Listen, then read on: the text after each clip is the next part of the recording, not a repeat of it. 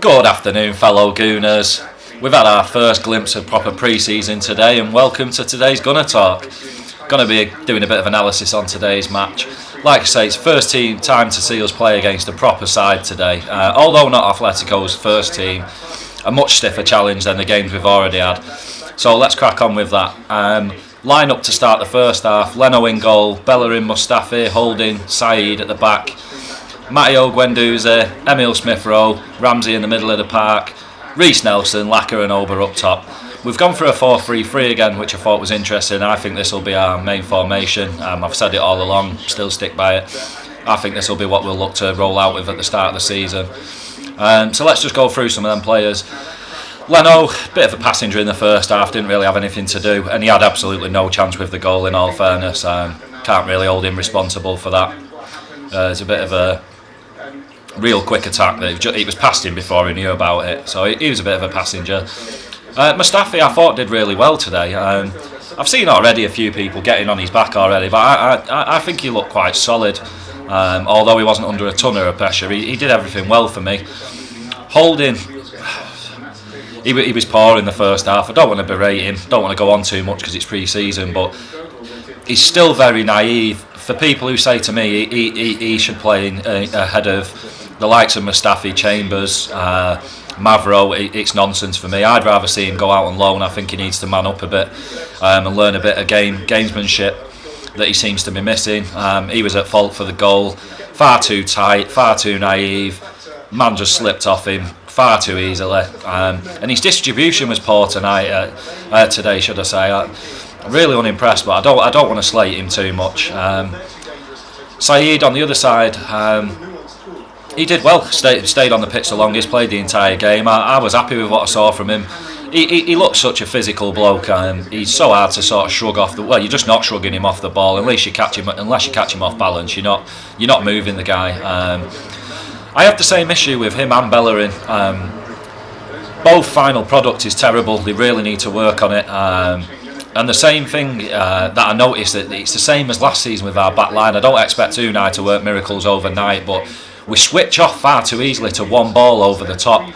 And men coming off the shoulder, we're so oblivious to it every time, and that is something that I'm sure with the amount of analysis this guy does with his team, he'll be looking at first thing in the morning or this afternoon. We've seen the way he's carried on so far, making them train in double sessions and stuff, so maybe he'll have them lads working on that straight away this afternoon. I'd like to see it, because we just can't carry on like that. Games like today, like the Europa League, all the ball and we're still falling foul to a sucker punch. And it's such a killer, and it just sucks the entire momentum out of the team. It's so hard to watch the team work well as a whole, and then just one lapse in concentration and we're a goal down. This is my biggest issue that Unai's got to sort out. I think we're fine going forward. It's this at the back in the organisation. And I'd have preferred to have seen Socrates on from the start to see his leadership values and see if he can be a big part in organising that back line. Let's move on to the midfield trio. Matteo Guendouzi. I said I really like the look of this lad, and nothing's changed my mind. He looks such a Rolls Royce of a player. He's got everything. Great on the ball, brilliant at drawing a foul and shifting his weight over the ball, stopping it, making it hard for people to get it off him. His range of passing is absolutely fabulous, and his awareness is great as well. I thought a really classy first half from him. His second half wasn't great. Whether he was getting a bit fatigued or just a little overconfident, I don't know, but he was overcomplicating things for me, and he just, that role, he needs to keep it simple, and he looks a nice mould of sort of a CDM and Xhaka all in one role. He can spray it about well as getting his foot in and holding deep, so I really enjoyed what I saw of him. Definitely the player of the first half, and maybe a shout for man of the match, I'm not entirely sure. Emile Smith-Rowe, I said to you guys, after the Boreham Wood game, he looks so assured and older than his years. He's another one. He reads the game really well, moves his body really well. Can find a couple of yards out from nowhere, and he's versatile as well. I've really enjoyed his performance as well today, and it's got to be a huge confidence booster for a lad of his young years, so really impressed with him. Rambo completed that trio in the middle. He looked lively, although a little bit off the pace. But it's early. This is the start of our pre-season proper, so I'm not going to hammer him too much. That midfield three, it looked a lot like we're going to sort of go with two more sitting deep and one being given a freedom and a creative role. That's what I picked up from the first half of those three. It was sort of Guendouzi sitting deep and Smith Rowe sitting deep and letting Rambo do the creative stuff, and those lads alternating in taking turns in doing it as well.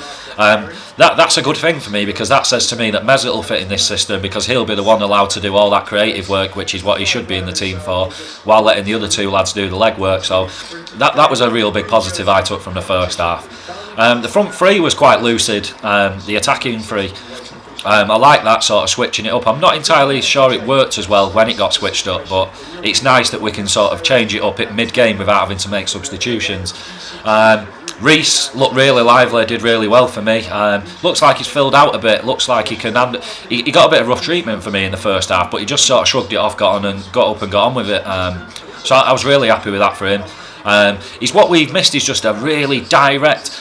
We've had it in Theo and the Ox, direct sort of players, but I don't think they have the talent this lad's got.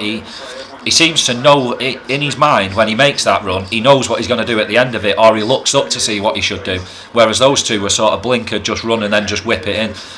So I was really impressed with Reece, and I think he's got a great football head on his shoulders, and I can see him being a big part of the squad this year, definitely. So big thumbs up for him. Lacquer, I'm sure, will probably get a bit of stick, but I thought he was brilliant in the first half, and the time he was on the pitch. He looked really lively.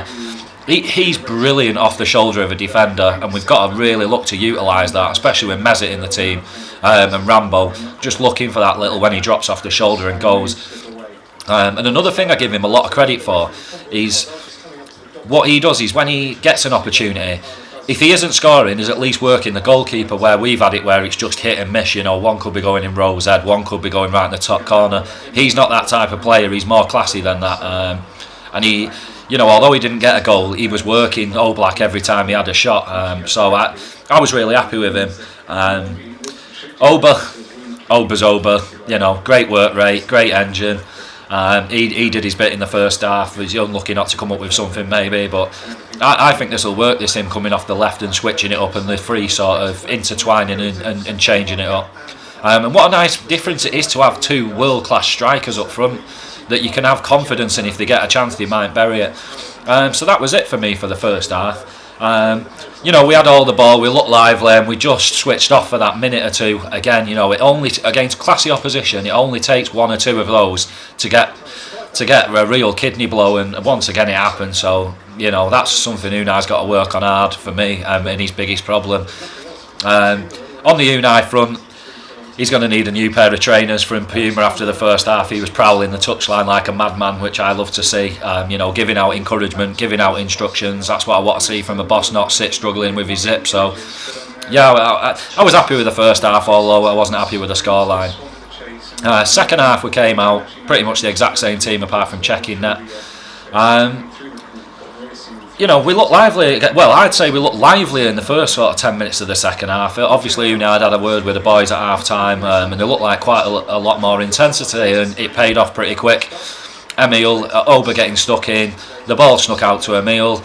Nice quick feet, gained himself that couple of yards that I just mentioned, and boom, right in the top corner. Lovely finish. Not sure if he was going and falling over as he hit it, but that's something he can teach Welbeck if he's staying, the old falling over trick and managing to shoot well while doing it. Lovely finish and got us level in the game, and I feel deservedly so. Cech, obviously he came on, he made a good little save where Guendouzi switched off and nearly handed him a goal scoring opportunity, and it was a nice little save by Cech. But throughout the second half he was mainly a passenger. Guendouzi, he stayed on when all the wholesale changes were made. We looked to switch to a sort of 5-2-3 or a 5-3-2, however you want to look at it. We're going to need changes in system for certain games. For me, that formation didn't work. We looked all over the place once he changed it. But it can be utilised in certain situations. I think if we're sort of a couple of goals up in a game, we can switch to that and get away with it. If we're looking to get a goal or hold a 1-0 lead, I don't think that formation will work for us. I think we'll invite too much pressure, and the inevitable will probably happen. But you know, it's nice to see he's working out different ideas of how we can approach different games and different scenarios. So I was happy with that. Yeah, he did all that with about 25 minutes to go. And then he switched Guendouzi off for Willock around 5 minutes later. Guendouzi for me, you know, he got caught out for the goal and just looked a little bit overconfident or a little bit fatigued, as I just mentioned. What we've got to remember with this kid is he's come straight in from a much lesser league and a much lesser side, and you know, the pace of what he's going to be expected to get involved in is much higher than what he's used to. So I'm not going to hammer him over that. I loved his performance today. I think we've got a real player in him, and yeah, tip my hat to him, and I tip my hat to Sven and the lads, because we, you know, for 8 million, 7 million quid, whatever we paid for this lad, we've found a real diamond without getting too carried away too early. Really like this lad, and I think he offers us a lot more than El Neni does, who I think is his main competition. So that's going to be an interesting one.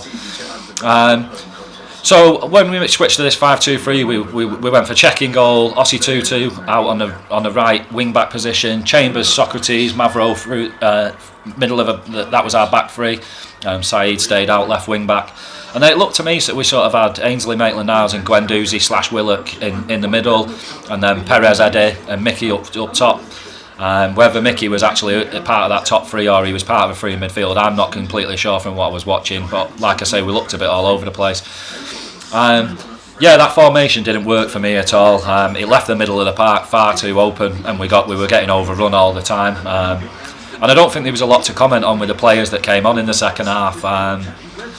It was just a bit scrappy and scruffy once all those changes were made, which you got to expect. The two sort of things that I did notice was Ossie Tutu. He looks really solid physically. He looks really mobile as well. I can't see him getting bullied if he gets a chance. And he's a lovely little bonus, because he's not someone who I had in mind of part of the squad. So whether he gets loaned out or not, or whether he's kept, yeah, I'm really happy to see this lad getting more game time, and I can't wait to see how he progresses with his future. Eddie was another talking point for me. Although he didn't get a lot of the ball, he was making really good Lacquer-esque runs, dragging players about, you know, didn't stand still very much, and that's another thing, you know, it's one thing not getting the ball, it's one thing still attempting to try and make it happen for you. So I was really happy with that. Apart from that, there wasn't really anything to comment on in the second half for me. It was just really scrappy. No one really got in the game. I'm not going to badmouth anybody for looking a bit rusty. Perez and Mickey for me look really rusty. But this is all part of what pre-season's about, so I'm not going to get too upset. And just the main thing for me, that there was nobody in the middle of the park pulling the strings, and that was the difference. You know, first half, Guendouzi, Emil Smith-Rowe, Ramsey. Second half, Ainsley, Willock and Guendouzi looking a bit fatigued or whatever. It just didn't work for me, but it's something we can look to improve on. So that was it for me, guys, from the game. Not sure I'd have as a man of the match. Guendouzi, if he hadn't slipped up a little bit, he would have been definitely my man of the match. Smith-Rowe possibly, looked really assured.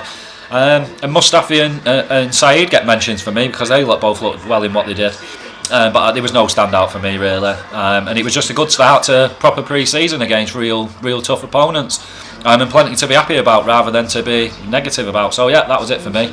Let's crack on with some other news from yesterday.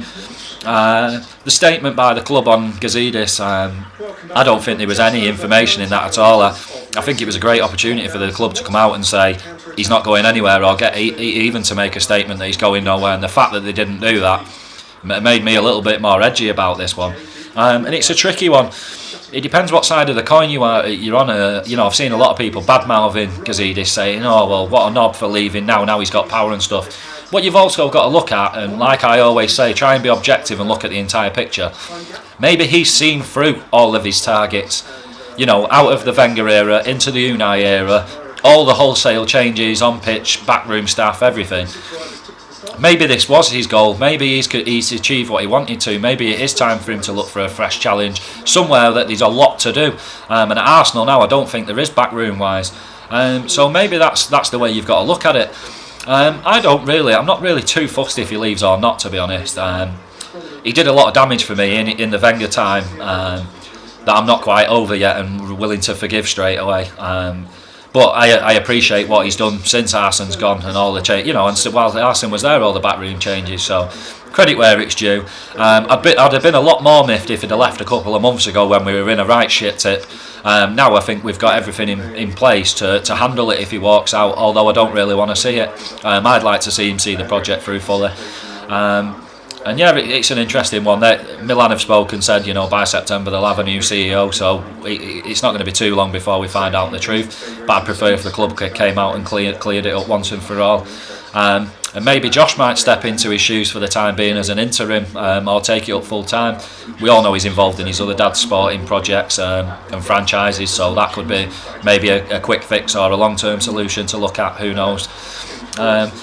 The other stuff, Rambo talking about his contract, and when he was asked to comment on it, he said he doesn't know what the problem is. Of course he does. You wouldn't know what's going on with your own contract. Although he might not be dealing with it directly, he knows what's going on. And I think it just purely comes down to money. I can't see any other logical reason why it's not happened. In this situation, a lot of you have said, oh, well, just fucking bin him off then. Look, guys, I think he wants to stay, because I don't think, if he had intent on leaving, I think he'd have gone already. Because how does this suit him as a player? If he is leaving and he's looking to go elsewhere, why would he want to do that with a couple of days left in a window? And whatever club he goes to, he's not being part of their pre-season, so he'd be on the back foot from the start, and I don't think that'd be clever on his advisor's part and on his part personally. And for me, the big issue is we've made a rod for our back with how much we offered Mesut to keep him. Rambo obviously wants a bit more parity, and without being unreasonable, I think with 150 to 200 is probably what he's looking at, and probably what's deserved, going off what we've paid Ozil. And is this going to be a problem all the time now with our better players? Every time it comes to renegotiating, well, you've given Mesut this much, so are you offering me half means I'm half the player? It's a dodgy one for me, and I think it might cause us problems in the future. But I think we've just got to find this middle ground with him and get the offer made and get this wrapped up, because this suits nobody dragging on this long. Jeff yesterday, the rumour about Jeff got back to Angers, and on a permanent deal. I was really upset with this, I'm not going to lie.